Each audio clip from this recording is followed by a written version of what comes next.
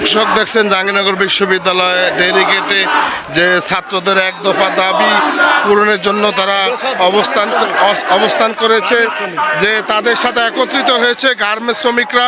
সেটা দেখতে পাচ্ছেন জাহাঙ্গীরনগর বিশ্ববিদ্যালয় ছাত্রদের আন্দোলনকে সমর্থন করে গার্মেন্টস শ্রমিকরা একত্রিত হয়েছে তাদের এক দফা দাবিতে। তারা আজকে এখানে এসেছেন, যেটা বলতে যাচ্ছেন তারা হাসিনার পদত্যাগ চাচ্ছেন। এখানে গার্মেন্টস শ্রমিকরা একত্রিত হয়েছেন। দর্শক আপনারা দেখতে পাচ্ছেন জাহাঙ্গীরনগর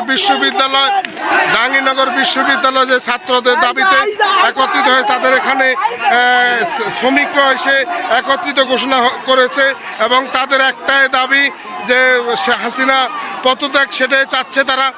সেই দাবিতে তারা আজকে জাহাঙ্গীরনগর বিশ্ববিদ্যালয়ের সামনে যে ডেলিগেটটি সেখানে তারা অবস্থান করেছে। দর্শক দেখতে পাচ্ছেন ছাত্রদের সেই দাবিকে সাফল্যমণ্ডিত করার জন্যই শ্রমিকরা একত্রিত হয়েছে। দর্শক আপনারা দেখতে পাচ্ছেন।